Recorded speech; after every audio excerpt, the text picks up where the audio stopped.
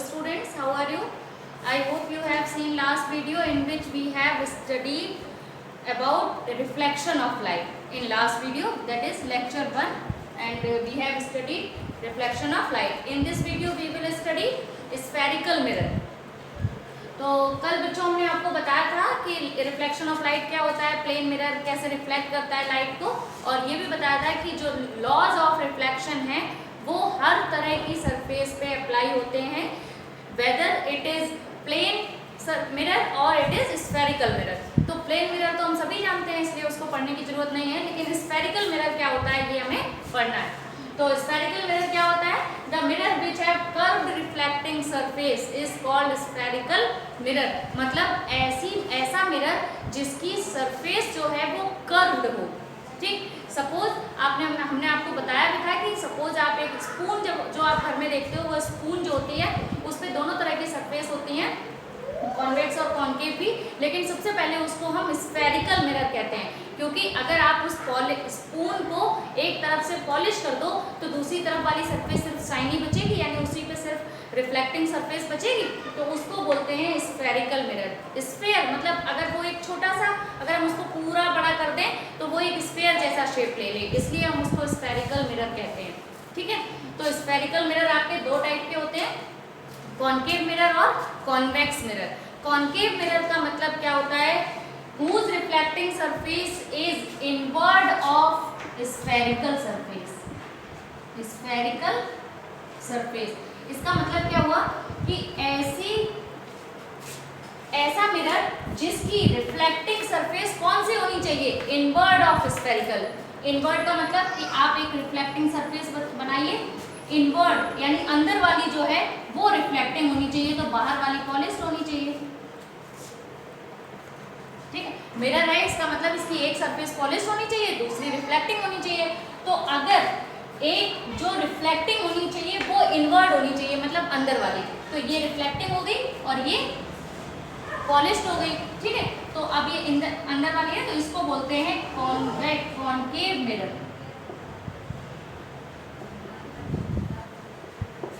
ठीक है, दूसरा होता है कॉन्वेक्स मिरर।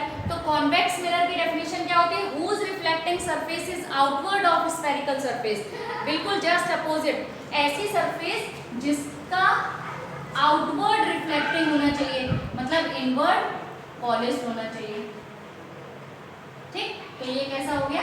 Convex mirror. ठीक है, याद करने के लिए आप ऐसे भी याद कर सकते हो, केव, जिसमें केव होती है रिफ्लेक्टिंग, उसको बोलते हैं कॉन्केव मिरर। और एक याद होगा तो दूसरा जो ऐसा नहीं होता वो कॉन्वेक्स है, क्योंकि बहुत ज़्यादा कंफ्यूजन होता है कॉन्केव और कॉन्वेक्स में। तो एक सिंपल सा तरीका है इसको याद करने का कि जिसमें केव बनती है, मतलब केव रिफ्लेक्टिंग हो, मतलब अगर आप ऐसे हाथ रखते हो तो ऐसे हाथ में जो ये रिफ्लेक्टिंग है केव जैसा पार्ट, तो उसको बोलते हैं कॉन्केव। और अगर इसका जस्ट उल्टा मतलब ऐसा कर दें तो ये रिफ्लेक्टिंग है, तो उसको बोलते हैं कॉन्वेक्स। तो एक हो गया कॉन्केव मिरर और दूसरा हो गया कॉन्वेक्स मिरर। ठीक है, ये एक सिंपल सी बात है, बेसिक स्फेरिकल मिरर है। अब इसमें कुछ चीज़ें आपको लर्न करनी पड़ेंगी, जैसे सबसे पहले इसमें क्या क्या होता है। तो हम स्टार्ट करते हैं कॉन्केव मिरर से। कॉन्केव मिरर में कुछ चीज़ें ऐसी हैं, कुछ पॉइंट्स ऐसे हैं जो आपको ऑलवेज याद करने पड़ेंगे। जैसे इस कॉन्केव मिरर में जो ये सरफेस इतना पूरा एरिया है, मतलब इस एरिया को, ये पूरा एरिया यहाँ से लेके यहाँ तक, इसको हम लिख लेते हैं नाम इसका m, और इसको लिख देते हैं n। तो mn जो पार्ट है इसको बोलते हैं एपर्चर ऑफ मिरर। एपर्चर ये नॉमेनक्लेचर है, कुछ नाम आपको याद रखने पड़ेंगे, क्योंकि जब भी आप बुक्स में इन चीज़ों को पढ़ोगे तो वहाँ पे यही नॉमेनक्लेचर, यही न्यूमरोलॉजी यूज होगी, तो आपको ये चीज़ें पता होनी चाहिए। तो जो भी मिरर हमारा होता है, उस मिरर का जो ये कर्व वाला पूरा एरिया होता है, उस पूरे एरिया को हम बोलते हैं एपर्चर। ठीक है, अब ये क्योंकि आप ये जानते हो कि ये जो है ये स्फेरिकल शेप है, इसका मतलब ये गोला जैसा है, अगर इसको हम पूरा बढ़ा दें तो ये ऐसे करके पूरा कंप्लीट हो जाएगा, पूरा एक सर्कल कंप्लीट हो जाएगा। सर्कल कंप्लीट होगा तो वो इस स्फीयर का रूप ले लेगा। ठीक, तो जब भी कोई सर्कल कंप्लीट होगा तो सर्कल का सेंटर भी होता है। ठीक है, सेंटर भी होता है, इट मीन्स ये कहीं पे इसका सेंटर बनेगा। अगर हम यहाँ पे ऐसे इसको रेडियस माने और इसको पूरा सर्कल कंप्लीट करें तो ये पूरा कंप्लीट हो जाएगा। इट मीन्स ये जो छोटा सा पोर्शन है ये किसी स्फीयर का एक पार्ट है छोटा सा, ठीक। जैसे अगर पूरी बॉल ग्लास की हो और उस ग्लास की बॉल में से हम एक छोटा सा टुकड़ा निकाल लें तो वो अगर वो ऊपर से पॉलिश्ड बॉल है और अंदर से रिफ्लेक्टिंग सरफेस वाली बॉल है तो ऐसा होगा कि आप उसका एक छोटा सा टुकड़ा निकालो तो आपको उसको क्या बोलोगे आप, वो कॉन्केव मिरर हो जाएगा, ठीक है। तो कॉन्केव मिरर, अब ये क्या होगा कि जब ये पूरा एक स्फीयर का एक पार्ट है तो इस स्फीयर का कोई ना कोई सेंटर भी होगा। तो जो ये सेंटर होता है इस सेंटर को हम क्या बोलते हैं, सेंटर ऑफ कर्वेचर। अब कर्वेचर क्या होता है, कर्वेचर का मतलब है ये एक कर्व से बना है ना, स्फीयर का कर्व है ये स्फीयर। जो एक स्फीयर पूरा बड़ा सा गोला होता, उस स्फीयर में से हमने एक छोटा सा पार्ट काट लिया तो उस पार्ट को कर्वेचर ऑफ दैट स्फीयर बोलोगे, curvature of that sphere which is the part of a sphere.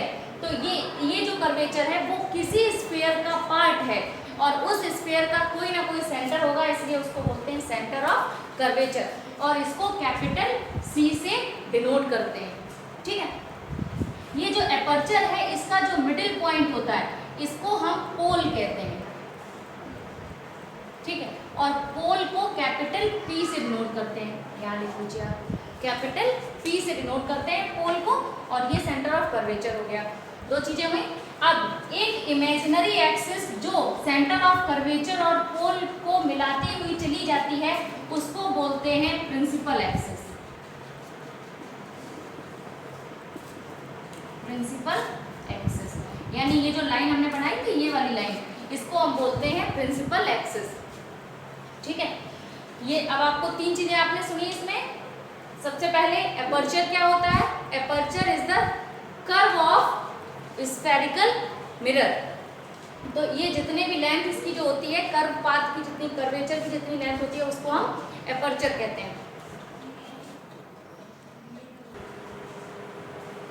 तो इसको क्या कहते हैं, एपर्चर। जो आपका एक कर्व वाला पूरा एरिया, मतलब जो उसकी लेंथ होती है कर्व की, अगर मान लीजिए ये एक कर्व है तो इसकी जो ये लेंथ है इसको हम बोलते हैं एपर्चर। सबसे पहला पॉइंट आपका था एपर्चर। दूसरा पॉइंट था कि जो ये पूरा कर्व है तो ये कर्व पूरा जब कंप्लीट होगा तो एक स्फीयर का रूप लेगा और उस स्फीयर का कोई ना कोई सेंटर होगा तो उस सेंटर को क्या कहेंगे, सेंटर ऑफ कर्वेचर, ठीक। दूसरा पॉइंट। तीसरा पॉइंट हुआ कि जो हमारा एपर्चर होता है उसका मिडिल पॉइंट उसको बोलते हैं पोल, कैपिटल P से डिनोट करते हैं। Third point. फोर्थ पॉइंट है आपका कि पोल और सेंटर ऑफ कर्वेचर को मिलाती हुई जो एक्सिस हम इमेजिनरी एक्सिस ड्रॉ करते हैं उसको हम बोलते हैं प्रिंसिपल एक्सिस, ठीक है। तो ये होता है प्रिंसिपल एक्सिस। एक पॉइंट इसमें और है, ये प्रिंसिपल एक्सिस हो गई। इसके बाद यहाँ से लेके यहाँ तक की लेंथ, यानी पोल से लेके और सेंटर ऑफ कर्वेचर तक की लेंथ को हम कहते हैं रेडियस ऑफ कर्वेचर, R से डिनोट करते हैं और इसको लिखते हैं रेडियस ऑफ कर्वेचर,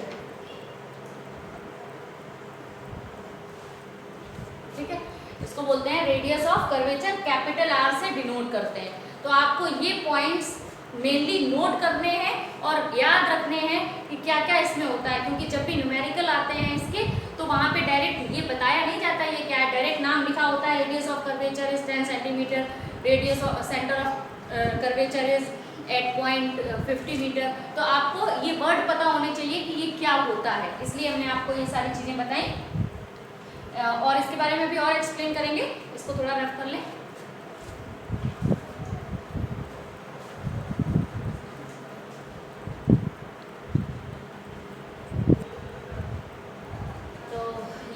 अभी बताया उसको हमने क्लियर विजन में आपको बना दिया ताकि आपको क्लियर हो जाए अच्छे से।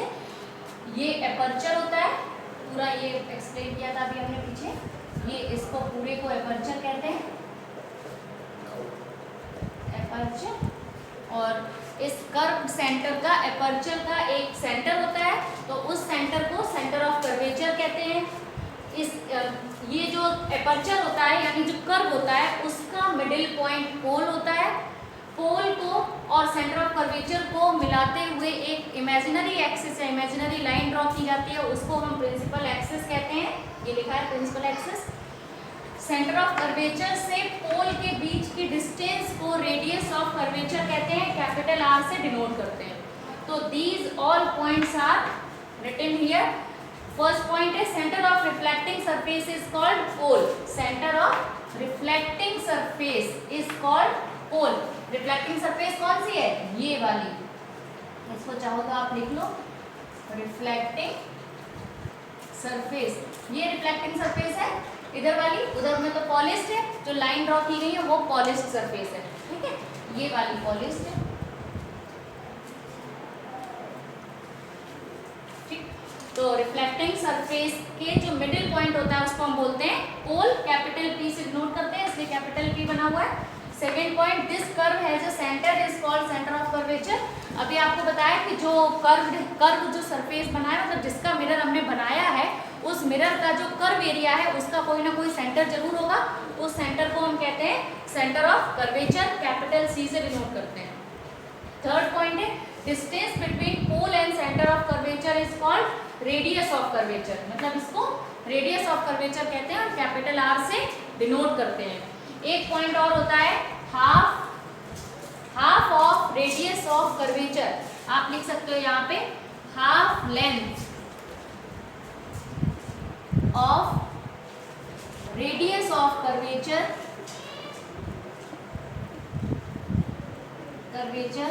Is called focal length of half length of radius of curvature is called focal length. This is the main point, ये बहुत इंपॉर्टेंट पॉइंट है। फोकल लेंथ क्या होती है? Focal length radius of curvature की हाफ लेंथ होती है। Radius of curvature ये है पूरी, इसकी हाफ यानी यहाँ कहीं बीच में आएगा, इसको फोकल लेंथ कहते हैं। यहाँ से लेके यहाँ तक की लेंथ को फोकल लेंथ कहते हैं। अभी बताएंगे कि इसको फोकल लेंथ क्यों कहते हैं। ये फोकल लेंथ होती है, इसको स्मॉल एफ से डिनोट करते हैं, स्मॉल एफ से, इतनी लेंथ को स्मॉल एफ से डिनोट करते हैं, और यहाँ पे हम कैपिटल एफ लिखते हैं पॉइंट दिखाने के लिए, कैपिटल एफ, और इसको बोलते हैं फोकस पॉइंट, ठीक है। इस पॉइंट को फोकस पॉइंट बोलते हैं, और फोकस से लेके पी यानी पोल तक की लेंथ को फोकल लेंथ बोलते हैं। इसको फोकस पॉइंट क्यों बोलते हैं ये हम आपको बताते हैं। जो ये कॉन्केव मिरर है, मिरर में जब कोई रेज एंटर करती है तो रिफ्लेक्टिंग के कुछ रूल्स होते हैं जिससे हमें इमेज दिखाई देती है। इमेज फॉर्मेशन के कुछ रूल होते हैं जिनसे हमें इमेज बनती हुई दिखाई देती है।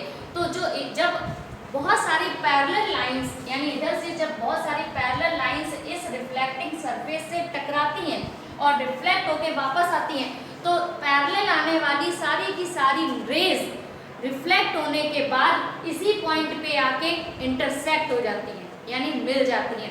अब क्योंकि वो सब एक जगह पे फोकस हो जाती हैं, इसीलिए इस पॉइंट को हम बोलते हैं फोकल पॉइंट या फोकस पॉइंट, और इसकी लेंथ को बोलते हैं फोकल लेंथ, ठीक है। तो अभी आज के लिए इतना ही रखते हैं। आप कम से कम ये क्लियर करिए कि ये सब होता क्या है, सारी टर्मिनोलॉजी समझिए। फिर नेक्स्ट वीडियो में यानी कल के वीडियो में आपको बताएंगे कि इमेज फॉर्मेशन कैसे होता है, कैसे किसी मिरर से इमेज बनाई जाती है। तो कल समझाते हैं आपको बाकी का। और अगर कोई डाउट रह जाता है आपको, जैसे इसमें कोई भी पॉइंट समझ नहीं आता है आपको कि आर क्या है, पी क्या है, या सी क्या है, या एफ क्या है, तो आप पूछ सकते हो उनसे ग्रुप पे आके। आप लोगों का ग्रुप भी है और कमेंट बॉक्स में भी पूछ सकते हो, हम आपको आंसर देंगे। तब तक के लिए इन चीज़ों को पॉइंट आउट करिए, नोट करिए और अच्छे से पढ़िए, ठीक है। मिलते हैं, till then bye bye, take care, और इस चीज़ पे ध्यान रखिए, बाय।